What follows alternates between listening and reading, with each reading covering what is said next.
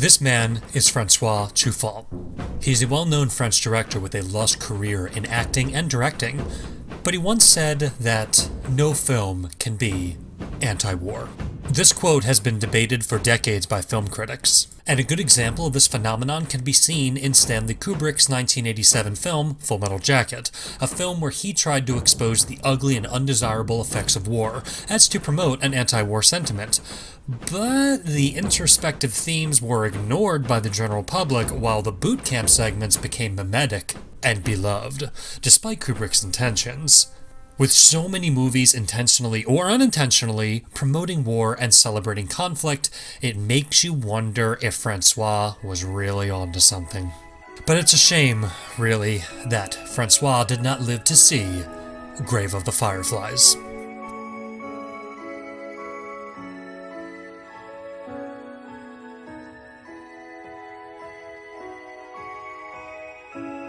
I am Mr. Tillberry, and it brings me just no pleasure at all to talk about this incredibly depressing glimpse at World War II Japan through the eyes of two starving orphans. It's often regarded as one of the greatest and most important war movies ever made, and I'm gonna tell you all about it.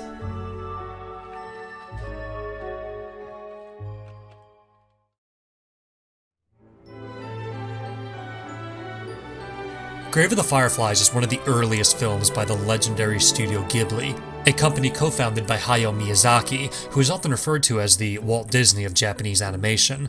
The works of Ghibli and Miyazaki often capture an extraordinary sense of childlike charm, much the same way that Disney did during their golden and silver years, and the way Pixar does in the modern era.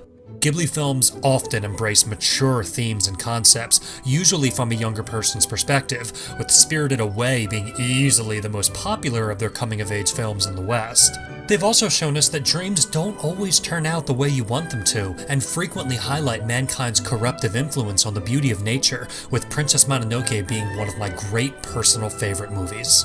But Grave of the Fireflies is very special amongst the Ghibli canon, as it is based on real life. Specifically, the movie is based on the semi-autobiographical short story by Akiyuki Nosaka, who, as a child, survived the harsh World War II Japanese countryside. His book, written in 1967, retells his experience. There were many attempts to make Grave of the Fireflies into a movie prior to the anime, but Nosaka turned them all down, having doubts and reservations about actors playing the roles. But when Studio Ghibli and Isao Takahata approached him with their vision of the story, Nosaka agreed that an animated film would be the best way to demonstrate his desired values. So let's take a look at the movie and see what story Nosaka wanted to share with the world, and then see how it stacks up against Truffaut's Maxim, and then take a good, honest look at how American cinema depicts war.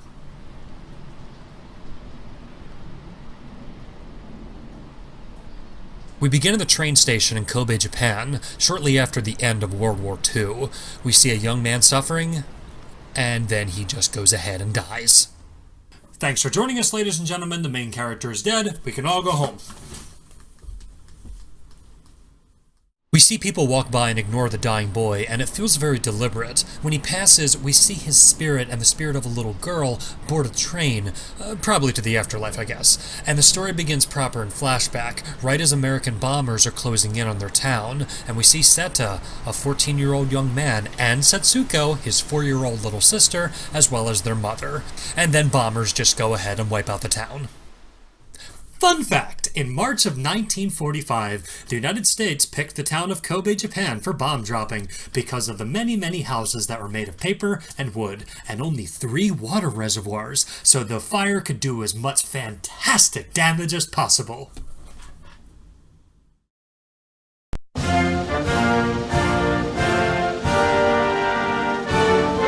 Yes, don't forget that this was based on real events. Anyway, their mother ends up dying from the burns, leaving Seta to care for his little sister.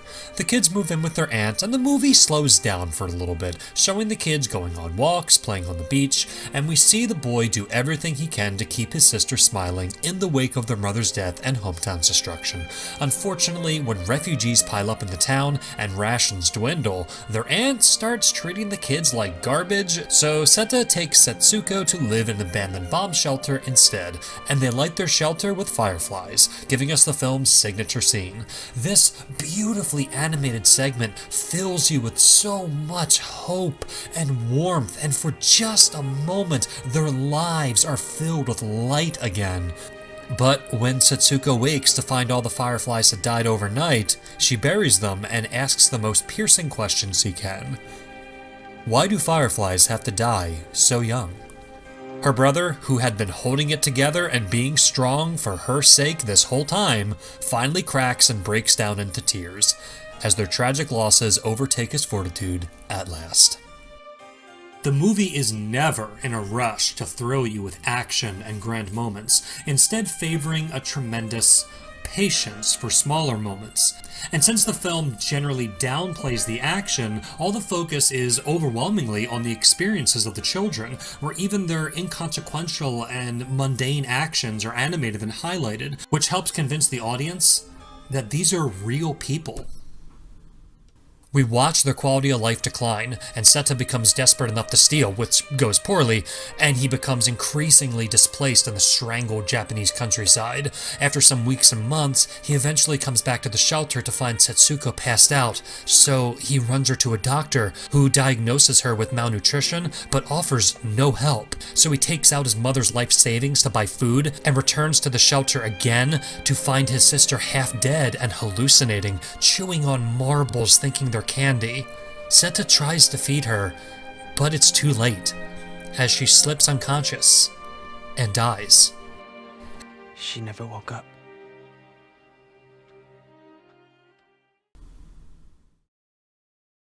Remember that time I said that Miyazaki was the Walt Disney of Japanese animation? Under the sea, under the sea, darling, it's better downwards. Wait a minute. Better downwards wetter? Downwards wetter? What the fuck? Yeah, this isn't a fake out. He gets his sister killed. He takes responsibility by burning her body, but all he can do is look onward as she turns to ash, lamenting his failure, and the film comes full circle, showing the ghosts of Seta and Setsuko reuniting in death, looking out over the modern town of Kobe, and we end here with their ghosts surrounded by fireflies.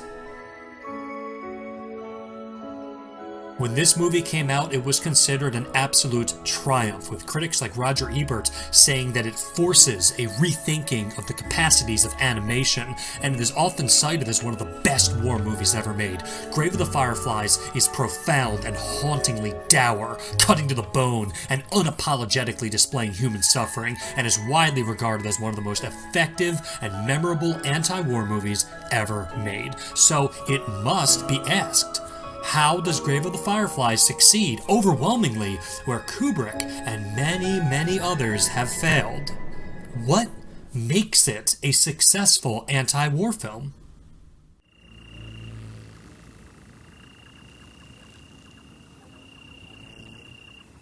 Culture and social psychology are staggeringly important in how art is expressed, and if one were to take an honest appraisal of American films, one would find that we do a bad job at expressing anti-war sentiments because, well, we tend to win them. Often. We do lose wars from time to time, like our involvement in Cambodia and Lebanon, and sometimes we have those inconclusive wars like the War of 1812 or whatever war on blank our mass media tries to manipulate us with. But speaking grandly, the victories of the United States outweigh our losses by a large margin, thus we don't have many reference points for overwhelming tragedy in war. How we portray Vietnam is particularly interesting in this case, because the focus is never placed on the fact that our military lost the battle. Instead, all the drama is placed on the behavior of our soldiers. Full Metal Jacket was following in the brilliant footsteps of many excellent movies like Platoon and Apocalypse Now, and the novel First Blood dealt with severe PTSD in Vietnam soldiers as well as their poor treatment as civilians way before it was cool and also a Stallone movie. And then there's Forrest Gump. Then it felt like something just jumped up and bit me. Hey, stop there, bastard! So our cultural reflections on that war make our involvement look like it was all some part of some broken governmental system, and sometimes they're light-hearted Robin Williams comedies. Good morning, Vietnam! And don't really try to dissuade war. And the wars we have won aren't always presented with much, tact? Yeah. Go, Mel Gibson. Teach those rotten redcoats a lesson for freedom. And World War II films generally don't focus on the international tragedy.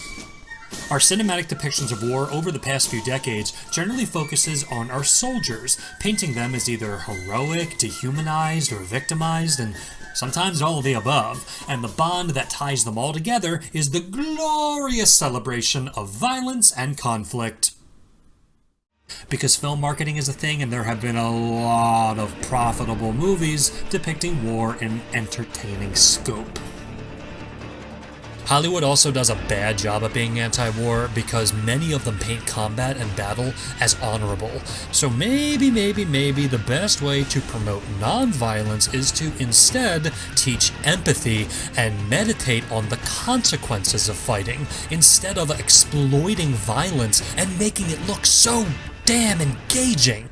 A favorable example of a real anti-war film is Schindler's List. Both it and Grave of the Fireflies root themselves in the display of human suffering, yet neither actively try to force you to feel empathy or attempt to inform you that you should feel bad. Rather, they show you why you should care. Of course, the comparison stops there. Schindler's List is a far more complex movie, but my point is that neither film exploits violence, therefore the message remains uncorrupted.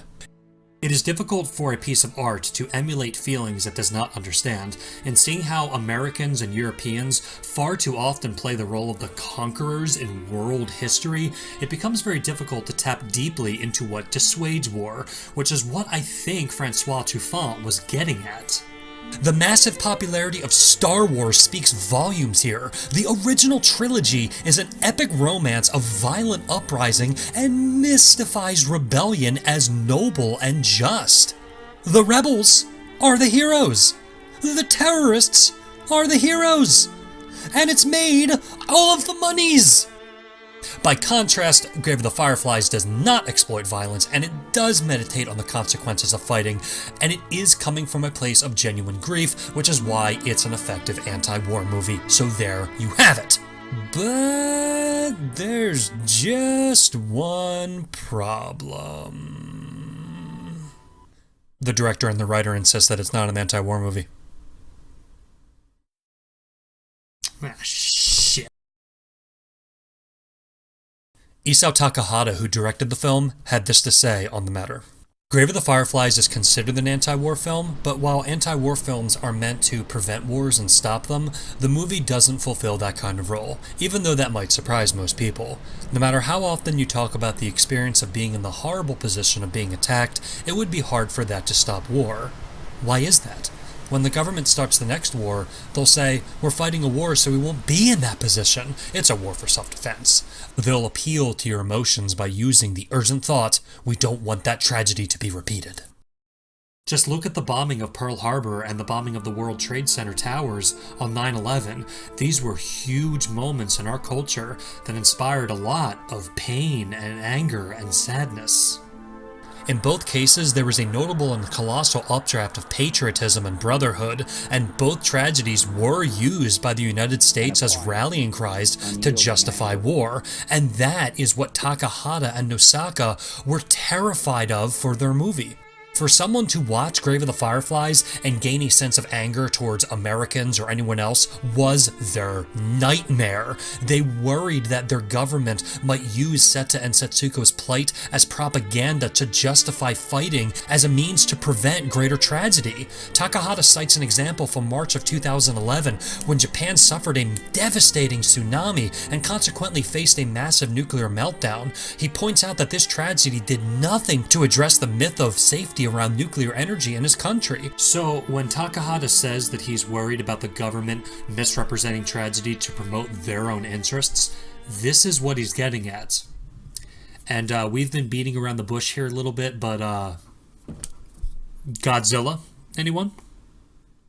Grave of the Fireflies honestly attracts quite a bit of misinterpretation, and Takahata has denounced all of it. Some felt that the film was aimed at guilting delinquent Japanese youths in the 1980s by showing off how much their elders suffered, and a third school of thought that feels the movie justifies Japan's role in World War II.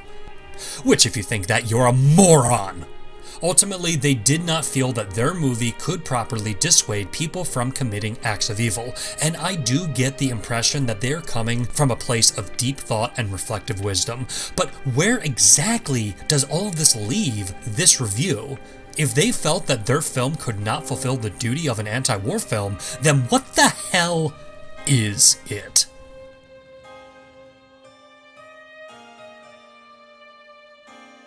Akiyuki Nosaka didn't write his book to tell the world in some sweeping romantic gesture to stop fighting. He wrote it because of the horrific guilt he felt in causing his own sister's death. He writes that, "My sister's death is an exact match with the novel. It was 1 week after the end of the war, at the countryside of the Fukui prefecture where I was. It must have been September 22nd. It was evening, and I was picking up my sister's bones. I was coming home in a daze when I saw the village lit up.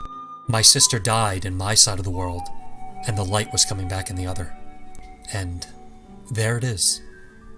All the layers of complexity and interpretation ultimately muddy a very simple truth in the film. The director intended the audience to see Seta as solely responsible for Setsuko's death. Not the Americans, not the ants, but him. They wanted us to see him as an overly prideful boy who couldn't handle the situation and not point the fingers at anyone else. Further, her death is not the moment where Seta becomes stronger. It is the moment that kills him. It's easy to cry when Mufasa dies, but this death takes place at the end of a lengthy first act and drives the plot to Simba becoming a man or Jesus or whatever.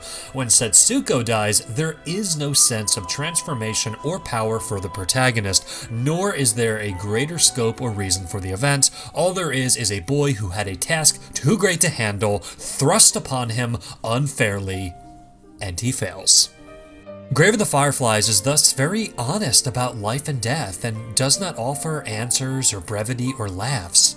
In Japanese culture, they have a great admiration for the cherry blossom tree, trees that spring forth gorgeous flowers but die very quickly, and it's often seen as a spiritual expression of the Buddhist belief that life is overwhelmingly beautiful but frail and brief, which is the same parallel given to us in The Firefly and with Setsuko's life. The film wants us to reflect on the fragility and precious nature of life, because it is within those precious moments of life do we find empathy. And it is within empathy do we understand what it means to be nonviolent.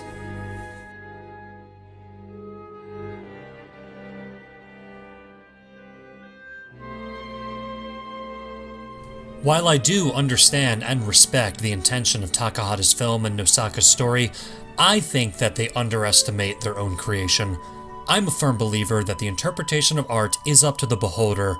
If a little less suffering was committed in the world thanks to Grave of the Fireflies, then who is anyone to judge? But Francois Truffaut was still right in his own context, and we should be aware of the messages we give off and be mindful of what can and cannot inspire change in the hearts of others.